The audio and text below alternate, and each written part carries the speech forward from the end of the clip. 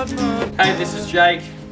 As you know, I'm a board reviewer and everyday surfer from one of the best surfers of the current generation. But anyway, we're actually going to be discussing a topic, and this topic, Dylan really didn't want to be involved. He said, "No way, I'm not even interested in this topic. I don't even watch the WSL." Now, on that note, we're going to be discussing the mid-season cut. So I'll give you a little backstory about kind of how the tour's been going. So, the last few years, they were obviously people have been saying the conditions are getting worse, and the best surfers in the world aren't surfing the best conditions. This year's really set a new all-time low standard, in my opinion. There's been some good events. I've been watching a bit because my dad just is stuck in his routine, so he happens to turn it on, and he goes, "Oh, Jakey, WSL's on." And I'm like, "Oh yeah." But it used to be I remember a few years ago, it used to be "Oh yeah, the ASP's on." Yeah. Where are they surfing? What break are they surfing? How's Cloud Break looking? You used to get excited. Anyway, I'll go back to a story which I was talking about. We have to do a second take because the camera ran out of battery. So things happen like this. Anyway, I'm going to be talking about when I was 10 to 11 years old. I think it was roughly from 2010 to 2012, somewhere in that period. And the pros came down to Bondi Beach, where I grew up, one of the worst waves in the world, along with Huntington Beach.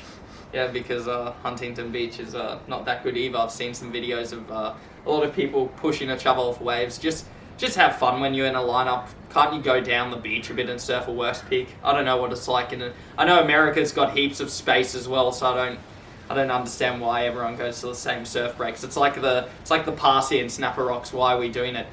Anyway, to continue the discussion, so you had Geordie Smith, Kelly Slater, Josh Kerr back in the day, Julian Wilson, Matt Wilkinson. They all came to Bondi to do the aerial boost mobile pro contest. It was the waves were so bad. I mean, I think Josh Kerr won it. He was ripping. It was terrible. Probably 1.5 to 2 foot, junky cross on shore conditions. It's just awful. Anyway, that was in those days, but that was a time when surfing was quite exciting. You saw pros and you're like, wow, pros. Things, yeah, and they'll I think the standard of surfing back in those days, that was already there was a period where airs were becoming too much of a thing, so that's when it kind of started, but the standard of surfing was still quite high. Now, I'm not saying the standard of surfing in 2023 is not high. That's really high. Yeah, but there's a level of now where, they've introduced this thing called a mid-season cut. And the mid-season cut, pretty much, if we fast forward 11 to 12 years later, I'll put some baby photos of me when I was probably 10 with Geordie Smith, Julian Wilson and Taj. Such nice blokes. And then I saw Geordie 10 years later, and I forgot actually that I met him before, to be honest. It was so long ago. Life moves fast. The mid-season cut is this thing where they've implemented, I'm not sure if they implemented it, I think it was last year they implemented it, and it's a thing where they cut a certain bracket of surfers, so you have to be in the certain top 20 or something close to that number, and the rest get cut and they go straight to the Challenger Series, which is the QS. So recently what happened, Kelly Slater got knocked off the tour. It's pretty funny. Kelly Slater got knocked off the tour. And Kolohe and Dino, which is not so funny because, difference is Kelly's in his 50s. Kelly's won 11 world titles. To be honest, for me, I don't see that there's much else he can do in the surfing realm. I don't think another person's going to win 11 world titles for a long time. Kolohe, on the other hand, was looking quite a threat on the tour for the last few years. A few injuries plagued him. But yeah, it's just not fair to have a thing like Connor Coffin and Morgan Siblick got cut off after they finished equally 4th and 5th in the Trestles event. The next year they'll cut off the tour. It's it's not fair that these guys pay so much money and dedicate their hard work and all their lifestyle to surfing, and especially contests, and then they just get knocked off the tour after such big results. It doesn't make sense. The format's really out of order. It's just like a cash grab. It's like marketing. It's Apple TV did a series called Make or Break, and they're like, oh, which surfer's gonna make the cut line? And it's like all American, and everything's dramatized because that's like what Hollywood's like. Dylan, I want your perspective. I guess like ASP. We look at the Association of Surfing Professionals back in the day. The ASP World Tour was, and we thought mosquitoes. How good? Just leave them. But I reckon. Talk about ASP a bit, yeah. Yeah, because I don't watch it anymore, the WSL. Like maybe if it comes on the TV and I'm just like sitting there, I'll watch it. You watch it at work with Patty. When it comes on the little high sense. Yeah, it gives me an excuse to watch it. I used to enjoy watching it as a kid. Like it was exciting. It was fun. It was new. Now it's. I don't know, there's a few surfers I love watching, like Ethan Ewing's fun. Yeah, great to watch. There's heaps of guys who I love watching. Ryan Callahan, he's also he's not bad. Yeah. He's not bad. Yeah. You know what? I actually want to say this to Chiang. He was versing an Aussie at Margaret, and this Aussie surfed way better than him. He caught this wave, and he got off the wave and claimed it. I don't like you anymore. If you're watching this, I think that's you. A little bit harsh. No, I don't like you. I think like I don't like a lot of I think personally a lot of like don't claim it. If you look at like the old surfers, like I mean, everyone goes through that era, especially like you go from like Challenger series to he did that just to get more points for the wave. Well, that's disgusting. I mean, that sparks your interest. Yeah. To judge some of the it's like the judges favor certain people. I really don't. I just can't watch it anymore. I just don't. I appreciate. It's just lost its integrity. Yeah, like I love watching some of the surfers. Some great power surfing. Some beautiful flips and tricks. Yeah. I like watching the people who have unique styles. Yeah.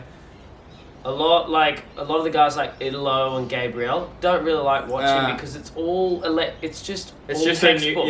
It's just textbook. I think arguably though, besides their airs are freaky, but I would say arguably though they still have something different. They're really good. Yeah, they're really good. Look, obviously I don't. To be honest, like Italo Ferreira, great surfer. I think he's an amazing talent, but I don't really enjoy watching him as much.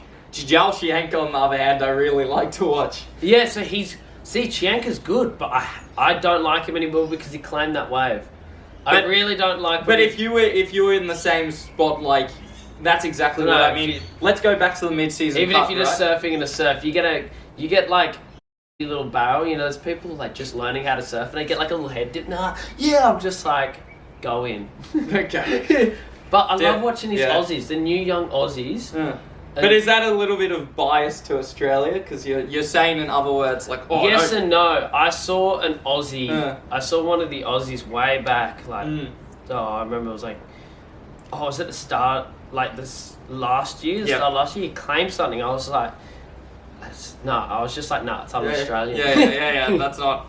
Look, there's a typical point where I mean different cultures are hungrier to do well and be successful, and I think. Yeah. Look, but recently we are lucky that we have.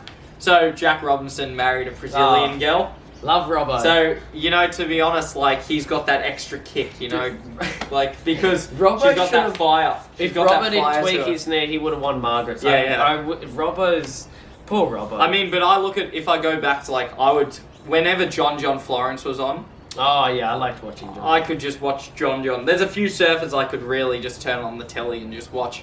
But what I would like to say, the WSL, you guys, you just got to get rid of a mid-season cut. Like, it's so unfair on the athletes. That's the point of what I want to share this video. I don't really care if 2 people see this or like 1,000. I don't even know really what the mid-season cut is. But I'm living life just. Do you want me to explain to you the mid-season cut? No, I sort of get the idea. It's like they get about 4 events in. Yeah, the top surfers. Then the top surfers keep going. Where the bottom surfers who may have just gotten off the QS and are just working their way up. Probably better than half of the surfers. That's it's like a manic climb. It's like you get to the top league. You're like I'm. But it's really unfair because the top guys will keep being up there, but they should like. You got to keep it refreshing. That's why it's good not to. Well, I see what you mean now. If I talk a bit about Kelly Slater, without Kelly Slater, he's I had can his tell time. You. No, but listen to Kelly's good. Kelly's amazing, but he's had his time. No, Kelly's Kelly. Yeah, Kelly's he had needs his time. to step away and let some other people. Yeah. He needs to just go for free surfs, go enjoy life, go have some fun. But the thing is, I agree. I think Kelly's. We love you, but yeah, we love you, Kelly. We adore you, Kelly. But anyway, that's getting a bit weird now. But I don't adore. I think that's usually. No, it's just me. Sorry. Cut. No. Anyway, WSL mid-season cut. Scrap it. That's all I'm saying. That's Jakespodmodpod. I'm sharing my opinion. I think also one thing to mention is someone like Ramzi Boukayem from Morocco, who climbed his way up the ranks and it took him 12 years to get on the tour, was surfing while he's sponsored by Pukas with Gabriel Medina back in the day, and it took him so long to climb on the tour. He made the tour, which was amazing, and won that. Where was it? At Haleiwa, they did the Challenger Series. Well, yeah. No, I you saw that? Okay, some of it. Yeah, so like a little bit. Ramzi got on the tour from that, and unfortunately he got injured as he was practicing for Pipeline, and I don't see Kelly got a wild card for the rest of the season. I think obviously the WSL knows without Kelly, there's no.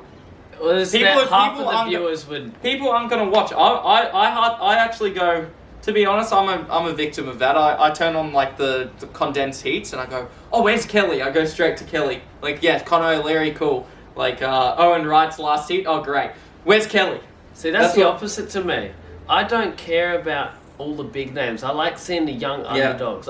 But someone who's at 50 in his early 50s. Oh, honestly, to be competing. Just think about who he competed with: Tom Carroll, Tom Curran. I'll still pick Oki. AI forever. Oki also mentioned that if Kelly, because the year Oki won the world title was when Kelly was off the tour. So Oki actually mentioned that if Kelly was on the tour that year, that he won the world title because Kelly took a few breaks and still won 11 world titles. Yeah. If he was on the 12. tour, could have been 12 very easily a few times just because of injuries a few years ago. And if Andy wasn't there, if Andy Irons out. I love Andy. Andy, Clay Marzo, he was never really.